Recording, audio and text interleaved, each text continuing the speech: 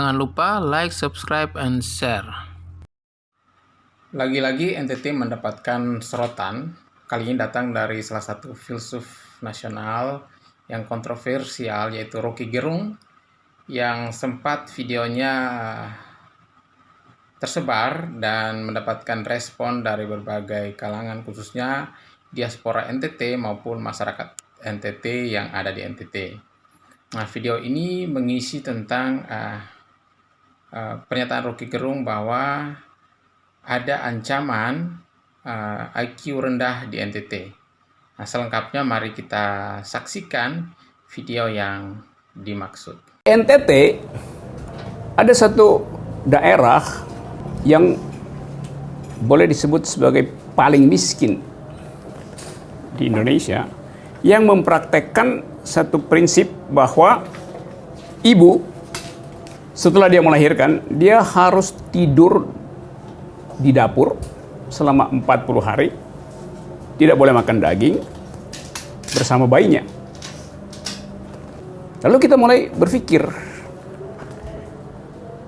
kalau wisdom semacam itu tidak dipersoalkan oleh kebijakan publik, maka kita bisa bikin proyeksi cepat-cepat bahwa dalam satu dekade ke depan IQ nasional kita akan tergerogoti oleh jumlah anak yang kekurangan oksigen, kekurangan zat besi yang disuplai oleh sebuah tradisi di NTT. Jadi dengan kata lain, IQ nasional akan defisit 0,0 sekian poin hanya karena ada semacam local wisdom yang sebetulnya berbahaya bagi pertumbuhan manusia itu. Yang saya maksud adalah bahwa sering kebijakan publik tidak diselenggarakan dengan posisi teori yang kritis. Jadi itu soalnya tuh. Sehingga injustice tumbuh dan kita baru bisa lihat akibatnya setelah 1-2 periode ke depan. Berdasarkan cuplikan video Rocky Gerung di atas, mari kita simak apakah video tersebut fakta atau fiktif. Nah, muncul beberapa pertanyaan terkait dengan video itu. Yang pertama, yang saya simak dari salah satu diskusi yang cukup serius di salah satu medsos yang membahas mengenai video ini, yang di sana banyak muncul pertanyaan dan pernyataan yang mempertanyakan bahwa apakah benar masih ada budaya tersebut di NTT. Yang kedua, di kabupaten mana? Tolong sebutkan nama kabupaten tersebut. Dan yang ketiga, apakah benar kondisi tersebut dapat menurunkan IQ anak? Dan ada juga yang justru menawarkan solusi-solusi, ya, solusi. Dan ada juga yang mungkin mencemooh dan marah dan kemudian benci terhadap pernyataan atau video yang beredar yang disampaikan oleh Rocky Gerung. Namun di sini saya coba untuk melihat secara objektif apakah memang video tersebut merupakan fakta atau fiktif. Nah, mari kita jawab pertanyaan pertama. Apakah benar ada budaya atau local wisdom yang seperti disampaikan dalam video tersebut? Oke, di salah satu wilayah di NTT, yang mana wilayah ini merupakan satu kabupaten yang ada di NTT, masih mempertahankan salah satu budaya yang namanya budaya CI. CI dalam bahasa setempat, kalau dalam di Indonesia kan artinya memanggang atau mengasapi, ya, CI. Ya, ada istilah setiap ibu nifas yang sudah melahirkan atau 40 hari pertama setelah melahirkan itu wajib di CI dengan istilah CI Neno Boha. Boha itu 40 hari, di CI selama 40 hari. Nah, CI selama 40 hari ini adalah tradisi yang sudah menjadi kebiasaan-kebiasaan atau habitus masyarakat setempat yang sudah lama diberlakukan di wilayah tersebut. Dan di sana selama 40 hari itu si ibu dilarang untuk keluar dari dapur. Mereka harus tinggal dalam dapur selama 40 hari. Nah, bisa kita bayangkan bentuk dapurnya di wilayah itu bukan dapur seperti yang kita ketahui bersih, dan lain-lain. Dapur yang dimaksud ini adalah dapurnya orang suku Dawan, ya, suku di NTT, yang atapnya atap ilalang, rumput ilalang, kemudian lantainya masih berlantai tanah, ya. Dan di dapur ini sering disebut juga dengan umek bubuk atau rumah bulat, bentuknya bulat, ya. Fungsi daripada rumah ini adalah sebagai tempat untuk memasak, tempat untuk mengawetkan makanan, ya, mengawetkan jagung, karena di NTT itu musim panen cuma sekali setahun, sehingga harus diawetkan jagung ini dan bisa bertahan selama setahun dengan cara diasapi. Artinya selama 24 jam dapur itu apinya harus terus menyala untuk mengasapi jagung supaya bisa awet. Karena kalau tidak dilakukan maka jagungnya akan rusak. Nah, kemudian fungsi yang berikutnya adalah umek bubu ini tempat untuk menghangatkan tubuh. Karena di NTT, di wilayah tersebut, dalam satu tahun itu ada musim-musim yang memang dimana sangat dingin, sehingga tempat mereka menghangatkan tubuh. Dan saya kira rumah bulat tadi, umek bubu ini menjadi pusat kehidupan masyarakat suku Dawan. Walaupun mereka punya rumah tempat tinggal, tapi biasanya mereka menjadikan rumah bulat ini sebagai tempat yang lebih nyaman untuk mereka tinggali.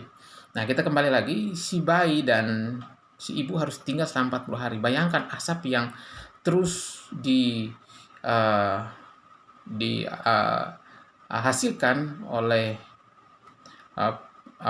api yang ada, itu harus dihasilkan untuk mengasapi jagung. Nah, di situ si bayi dan si ibu tinggal. Dengan asumsi masyarakat setempat, kepercayaan masyarakat setempat, setiap ibu yang diasapi dan dihangatkan dalam rumah bulat itu akan merasa hangat, kemudian badannya menjadi kuat, kemudian yang berikutnya proses penyembuhan luka menjadi lebih cepat. Nah, itu pemahaman daripada CI tadi. Jadi si ibu wajib untuk dalam umek bubu.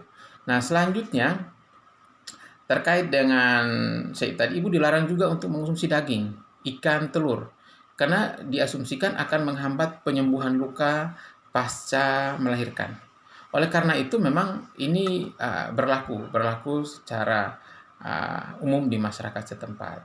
Nah, bisa kita bayangkan jika tidak mengkonsumsi daging, tidak mengkonsumsi ikan, tidak mengkonsumsi telur, apa gizi yang didapati oleh si ibu kemudian didistribusikan kepada si bayi melalui ASI? Ya, artinya sangat minim, hanya karbohidrat. Ibu hanya boleh mengkonsumsi jagung bose, artinya jagung yang sudah ditumbuk, airnya itu dihasilkan untuk dianggap dapat menambah produksi ASI. Kemudian hanya boleh mengkonsumsi bubur. Yang lain-lain dilarang. Kenapa? Itu akan menghambat produksi ASI. Nah, ini yang kondisi real yang saya kira berlaku di sana. Jadi apa yang disampaikan oleh RG yaitu fakta yang ada, ya. Jadi memang si ibu harus tinggal di dalam dapur beserta si bayi. Nah, dampak berikutnya si bayi dan ibu akan kontak terus dengan asap. Nah, pernah dalam sebuah penelitian saya dengan tim peneliti dari UI bersama salah satu profesor dan tim melakukan penelitian tentang dampaknya pemanfaatan rumah bulat itu, umek bubu itu terhadap ISPA. Kasus ISPA juga cukup tinggi di wilayah ini karena memang si bayi ketika lahir dia langsung kontak dengan asap. Jadi rata-rata bayi yang ada di dalam rumah bulat pasti batuk. Terus kemudian mohon maaf itu ingusnya juga sering keluar. Dan ini kondisi fakta yang ada. Jadi saya kira apa yang disampaikan oleh RG adalah fakta. Itu untuk yang pertama. Kemudian pertanyaan kedua, di mana kabupaten yang dimaksud? Nah, kabupaten yang dimaksud ini adalah satu kabupaten yang berada di Pulau Timor, ya. Dan ini adanya di Kabupaten Timor Tengah Selatan atau TTS. Ya, di sana ya seperti yang disampaikan, seperti itu kondisinya. Masyarakat di perkampungan, di desa-desa masih menjalankan tradisi-tradisi itu. Dan kebetulan saya juga lahir dari kabupaten tersebut, dan ketika saya kecil pun saya dibesarkan dengan kondisi yang serupa, karena itu adalah tradisi habitus masyarakat setempat yang sudah berlaku berabad-abad yang lalu. Dan local wisdom ini mungkin sampai hari ini masih ada yang melaksanakan, ya, ya. Lalu pertanyaan yang ketiga, apakah kondisi tersebut dapat menurunkan IQ anak dan apakah benar bisa menghambat pertumbuhan otak anak? Ya, berdasarkan hasil penelitian yang dilakukan oleh Albert Matusalak Baumali dan kawan-kawan pada tahun 2014 beserta Ira Umu Aimanah, Made Asri, Eka Denis pada tahun 2018, memang apa yang disampaikan Rocky Gerung itu benar adanya. Ini sudah terpublish di jurnal nasional ya, jadi kita tidak bisa membantah. Memang kondisinya, saya kira Rocky menyampaikan pernyataan itu atas dasar hasil literatur yang dia dapatkan dari hasil riset-riset yang sudah terpublish di jurnal-jurnal ya, baik mungkin yang internasional maupun nasional. Jadi di sana pun bahkan dalam penelitian Albert Matusalak dan kawan-kawan, di sana bahkan disampaikan bahwa setiap tamu yang mengunjungi si ibu dan bayi itu dilarang membawa beras ya, dilarang membawa beras saat berkunjung, dilarang membawa daging. Jadi memang ini sangat sangat berbahaya dan sangat menghambat asupan zat gizi seperti protein, lemak, vitamin, mineral bagi si bayi. Jadi ya itu kondisi yang saya kira secara ilmiah pun sudah dilakukan, sudah dilakukan. Nah ini sudah terpublish dan kita harus menerima apa yang disampaikan oleh Rocky Gerung. Dan beberapa penelitian selanjutnya saya baca dalam beberapa literasi di penelitian internasional juga menyatakan bahwa memang asap ini, polusi udara dan asap ini akan menghambat pertumbuhan otak anak. Ya, kenapa? Asap ini menghambat menyebabkan terjadi kekurangan oksigen dalam darah sehingga ketika darah membawa mineral zat besi ke otak itu terhambat. Nah, akibatnya produksi otak dalam tubuh pun produksi pertumbuhan otak terlambat ya. Pertumbuhan otak terhambat akibat minimnya vitamin, mineral, zat besi, protein dan sebagainya. Saya kira ini yang memang yang terjadi. Dalam berbagai penelitian internasional juga sudah menyatakan demikian. Jadi saya kira itu fakta ya, tidak menjadi sesuatu yang perlu dipersoalkan. Nah, saya kira itu mungkin terkait dengan pertanyaan-pertanyaan yang dipertanyakan oleh beberapa masyarakat diaspora NTT terkait video yang beredar. Dan yang terakhir, apa solusi yang bisa dihasilkan atau bisa diusulkan kepada pemerintah dalam menyelesaikan persoalan ini ya. Saya kira memang kebijakan publik yang ada di pemerintahan NTT seperti di Kabupaten TS memang harus diselaraskan dengan riset-riset ilmiah sehingga ini dapat membantu pemerintah dalam mengedukasi masyarakat terkait dengan local wisdom yang saya kira berbahaya dan menghambat produksi pertumbuhan anak ya, pertumbuhan anak. Nah, kerjasama lintas sektoral dari pemerintah, tokoh masyarakat, tokoh adat, kemudian tokoh agama, terus kemudian LSM, saya kira ini perlu dilakukan. Bahkan masyarakat sendiri harus dilibatkan secara partisipatif aktif agar mereka juga dapat memikirkan dan ikut terlibat aktif untuk meminimalisir persoalan-persoalan yang terjadi berkaitan dengan kesehatan ya. Jadi bukan cuma pertumbuhan otak yang dihambat, tapi juga imunitas anak menurun. Kemudian selain itu stunting, kasus gizi juga tidak optimal ya. Kalau kita bisa saksikan bahwa stunting juga sangat tinggi di NTT. Selain itu kemiskinan juga sangat tinggi. Oleh karena itu memang kerjasama lintas sektoral dari berbagai stakeholder terkait harus dilibatkan agar dapat mengoptimalkan